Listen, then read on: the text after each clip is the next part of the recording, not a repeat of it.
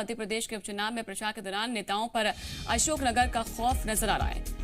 दरअसल ऐसा माना जाता है कि अशोकनगर में जिन मुख्यमंत्रियों ने कदम रखा वो सत्ता में लौटकर नहीं आ पाए। शायद यही वजह है कि सीएम शिवराज सिंह चौहान आज अशोकनगर से करीब 9 किलोमीटर दूरी पर सहोदरी गांव में जनसभा को संबोधित करेंगे।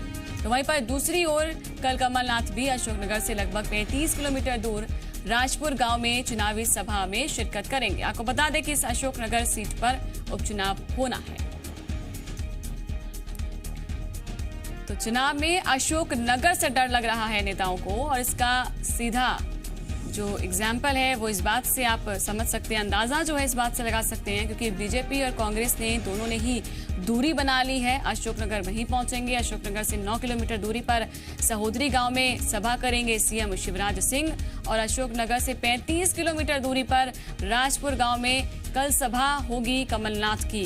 तो अशोकनगर सीट पर उपचुनाव होना है, और यहाँ पर ये अफवाह है कि जो भी यहाँ पर कदम रखता है, जो अशोकनगर में जिन मुख्यमंत्री ने कदम रखा है वो सत्ता में वापस नहीं लौट पाए हैं। इसी लिहाज से अभी जो वर्तमान में मुख्यमंत्री हैं शिवराज सिंह, वो भी नहीं जाना चाहते हैं। पूर्व में सीएम रहे कमलनाथ, वो भी अशोकनगर नहीं जाना चाहते हैं। तो चुनाव में अशोकनगर से डर की वजह सिर्फ यही है कि सत्ता की जो चाबी है वो हाथ से ना छूट जाए, और अंधविश्वास भी ऐसे में कितना काम आता है इन लोगों के विश्वास के ऊपर। ये खुद लोग भी विश्वास करते हैं, जो कि खुद लोगों के रोल मॉडल्स होते हैं, लोग इनको फॉलो करते हैं। लेकिन यहाँ पर इस अफवाह के चलते दोनों ही बड़े लीडर्स ने फैसला लिया है।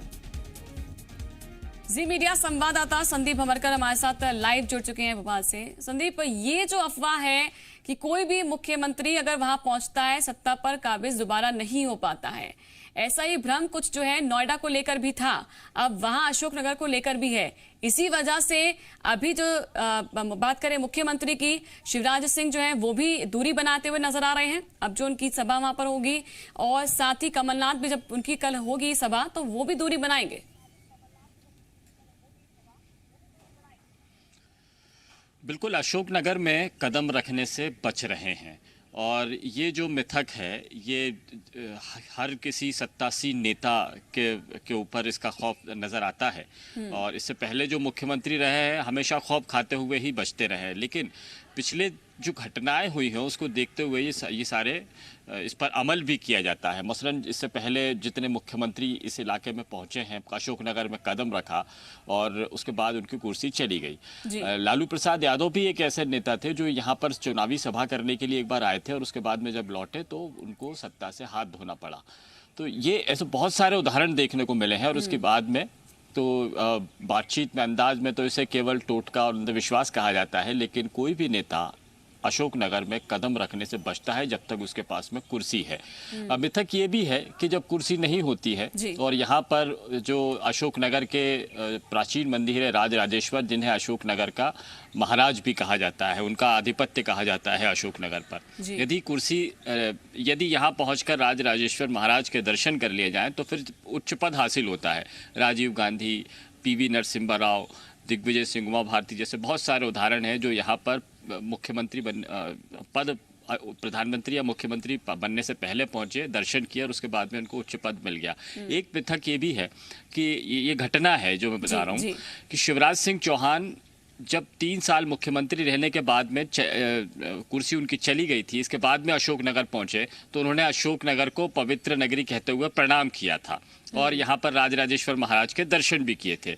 उसके चंद दिनों बाद ही, चंद हफ्तों बाद में ही मुख्यमंत्री की कुर्सी उनको एक बार फिर से हासिल हो गई। तो उदाहरण लगातार बनते जा रहे हैं, और इसीलिए इन मिथक पर, चाहे वो अंधविश्वास कहें या टोटके कहें या मिथक कहें, इस पर ये नेता अमल कर रहे हैं। और आज वही देखने को मिल रहा है। उम्मीद थी कि मुख्यमंत्री बनने के बाद में शिवराज सिंह का शायद मिथक टूटेगा, लेकिन आज वैसा देखने को नहीं मिल रहा है।